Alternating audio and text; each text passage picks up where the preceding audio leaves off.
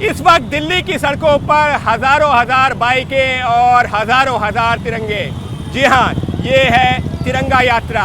हर घर तक तिरंगा पहुंचाने की मुहिम और जो केंद्र सरकार की तरफ से इसका आयोजन किया गया है, लेकिन ये कहा गया है कि ये किसी पार्टी का नहीं बल्कि देश के तिरंगे के लिए आयोजन है। हर घर पर तिरंगा लहराना है और उसी मुहिम के चलते ये बाइक रैली निकाली गई है। इस वक्त अगर हम दिल्ली की सड़कों पे बात करते हैं, इंडिया गेट के सर्कल पर हम मौजूद हैं, तो यहाँ पर हजारों हजार बाइक सवार तिरंगा हाथों में पकड़े हुए नजर आ रहे हैं। और इन हजारों हजार बाइक सवार में कई केंद्रीय मंत्री हैं, कई जो है सांसद हैं, कई बीजेपी के स्थानीय प्रदेश के नेता हैं, बीजेपी के कार्यकर्ता हैं, लेकिन इसके अलावा भी लोग हैं। इसके अलावा है आम जनता के वो लोग जो घरों से निकले हैं हाथों में तिरंगा लेकर के, क्योंकि तिरंगा यात्रा ये हर घर तक तिरंगा पहुंचाने की मुहिम है।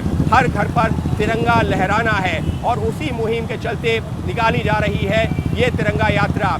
लोगों में एक जोश, एक जज्बा जो है बनाने की कोशिश है। और फिलहाल ये देखिए, यहाँ पर हम कोशिश ये कर रहे हैं कि जनरल वीके सिंह, संभवतः जनरल वीके सिंह यहाँ पर हमको बाइक चलाते हुए नजर आ रहे हैं। जी हाँ, जनरल वीके सिंह इस वक्त जो है नजर आ रहे हैं बाइक चलाते हुए। जिस बात का मैंने जिक्र किया ना कि देखिए, तमाम सांसद, तमाम मंत्री कुछ इस तरीके से सड़कों पर निकले हुए हैं। हालांकि जो बहुत सारे जो सांसद और मंत्री ऐसे हैं जो हेलमेट लगाए हुए हैं, पहचानना मुश्किल है। जनरल साहब भी यहाँ पर उसी तरीके से हमको नज़र आ रहे हैं। और तमाम जो है सांसद, तमाम मंत्री इस वक्त जो है दिल्ली की सड़कों पर निकले हुए हैं, क्योंकि ये पूरी मुहिम है हर घर तक तिरंगा पहुँचाने की, हर घर पर तिरंगा लहराने की। विजय विश्व तिरंगा प्यारा, झंडा ऊंचा रहे हमारा, ये गीत इस वक्त जो है दिल्ली की सड़कों पर जगह जगह पर सुनाई पड़ रहा है, क्योंकि हजारों हजार की संख्या में इस वक्त लोग निकल चुके हैं हाथों में झंडा थामे हुए, यही गीत गुनगुनाते हुए कि झंडा ऊंचा रहे हमारा, विजय विश्व तिरंगा प्यारा। तो हर घर पर तिरंगा लहराना है और उसी मुहिम के तहत निकाली गई ये तिरंगा रैली। सहयोगी कैमरा पर्सन दिल्ली। कोई बात नहीं, नाम नहीं ले सकता। चलो रोल करो, रोल करो, रोल करो, रोल।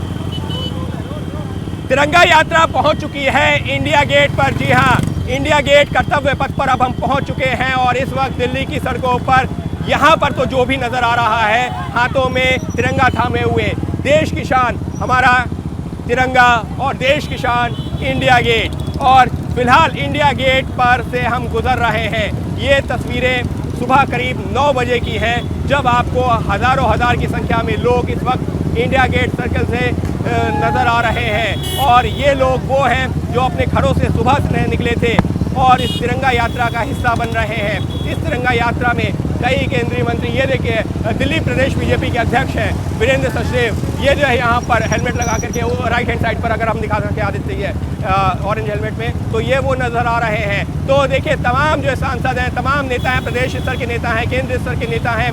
और जो ये तिरंगा यात्रा है, इसका मकसद ही ये है कि लोगों में एक जागरूकता उत्पन्न की जाए कि अपने घरों में तिरंगा लहराना है, हर घर पर तिरंगा लहराना है।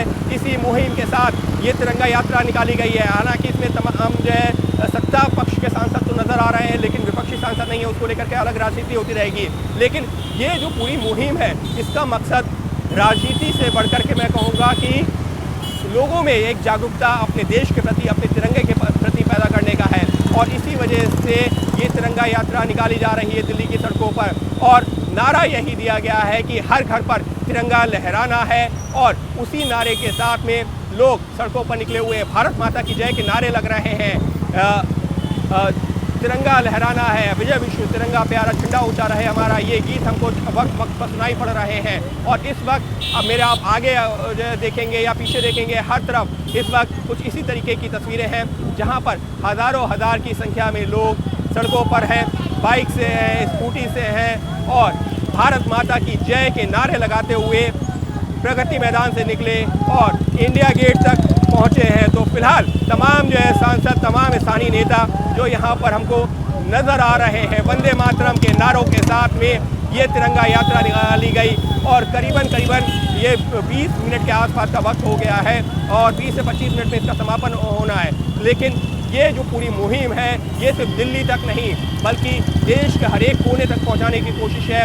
मकसद यही है कि अपने तिरंगे का सम्मान हम सब करें। हमारा तिरंगा जो विश्व स्तर पर अपना मान जो है लगातार, जिसका जो है पहले से ही इतना था, बढ़ता जा रहा है। हर कोई इस तिरंगे की चर्चा कर रहा है देश ने, दुनिया भर में। तो फिर इस तिरंगे को लेकर के वो गर्व की अनुभूति हम सबको करनी है। ये देखिए कई लोग आए हुए हैं जो अपने अपनी तरह से अपने अपने साधनों का इस्तेमाल करके आए हुए हैं, लेकिन कोशिश यही है कि इस तिरंगा यात्रा का हिस्सा बना जा सके। और वही तस्वीरें दिखी हैं दिल्ली की सड़कों पर, जहाँ पर हजारों हजार तिरंगे लहराते हुए नजर आए। सहयोगी कल जो 2 घंटे से भी ज़्यादा संसद में बोला है और 140 करोड़ देश के नागरिकों ने सुना है, तब मैं कह सकता हूं कि अविश्वास जो प्रस्ताव लेकर आए थे वो पता नहीं कहां चले गए। उनको आखिरी समय तक रहना चाहिए था। वो तो अविश्वास पर बात करने वाले थे, लेकिन पहले से ही भाग खड़े हुए। तब मैं कहूँगा कि उनको अपने पर ही विश्वास नहीं है, इसलिए वो अविश्वास लेकर आए थे। और जिस तरह से 2018 में अविश्वास लेकर आए थे, ये 2023 में लेकर आए हैं, ये 2028 में भी फिर से लेकर आएंगे। तो माननीय प्रधानमंत्री मोदी जी ने जैसे भविष्यवाणी की थी 2018 में, 28 की भी कर दी है। लेकिन मैं कह सकता हूँ कि जिस तरह से एक एक करके जवाब दिया गया है, और जहाँ तक मणिपुर की बात कर रहे हैं, मणिपुर का जवाब माननीय गृह मंत्री जी ने बहुत विस्तार से दिया था और एक एक सवाल का जवाब। लेकिन विपक्ष कह रहा है कि प्रधानमंत्री से भी उम्मीद थी कि एक संवेदनापूर्ण रवैया जो है दिखेगा मणिपुर, क्योंकि पिछले करीबन 3 महीने से विपक्ष ने सुना हो तो माननीय संवेदनशील तरीके से माननीय प्रधानमंत्री मोदी जी ने मणिपुर पर भी अपना जवाब दिया था।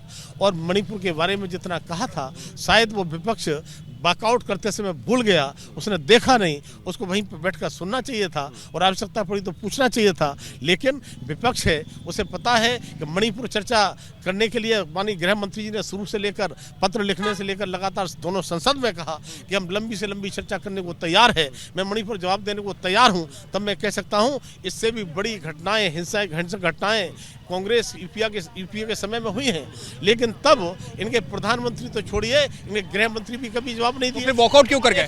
केवल एक बार एमओएस ने जवाब दिया है और हमारे तो माननीय गृह मंत्री जी ने एक एक करके जवाब दिया है, लेकिन जवाब ये सुन नहीं सकते। तब मैं कह सकता हूँ ये वॉकआउट करने वालों से पूछो, ये सामना करने को तैयार नहीं है और 2024 में भी ये सामना कर नहीं पाएंगे। जिस तरह एक नया गठबंधन, जिस तरह से कोई ब्लैक लिस्टेड कंपनी हो जाती है, उसका नाम बदल कर लोग नाम बदल लेते हैं, उसी तरह से उन्होंने जो नाम बदलने का काम किया है, उसके लिए आदरणीय प्रधानमंत्री मोदी जी ने उसे घमंडिया गठबंधन जो कहा है, ये घमंडिया गठबंधन बहुत दिनों चलने वाला नहीं है और 2024 में ये तार तार हो जाएगा।